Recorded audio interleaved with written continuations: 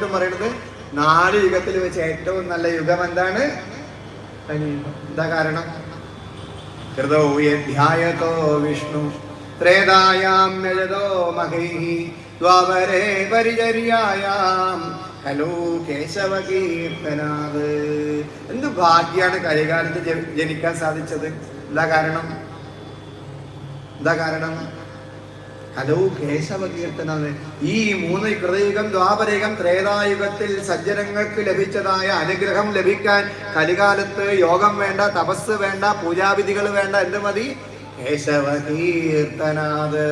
ആ പൊന്നു ഗുരുവായൂരപ്പൻ തന്നെയായി നരസിംഹസ്വാമിയുടെ നാമങ്ങൾ ജപിച്ചാൽ മതി.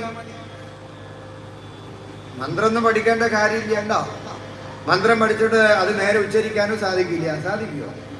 എല്ലാം എത്ര അക്ഷരം ഉണ്ട് തന്നെ നമുക്കറിയില്ല. അപ്പൊ ഈ മന്ത്രങ്ങൾ തെറ്റാതെ ഉച്ചരിക്കാൻ സാധിക്കില്ല. പക്ഷേ ഹരേ രാമ രാമ രാമ ഹരേ ഹരേ, ഹരേ കൃഷ്ണ കൃഷ്ണ കൃഷ്ണ ഹരേ ഹരേ. തെറ്റോ? നമുക്ക് തെറ്റില്ല. ഇത് മതി. ഈ ഒരു മന്ത്രം മതി കലികാലത്തെ മോക്ഷം കിട്ടാൻ വേണ്ടിയിട്ട്.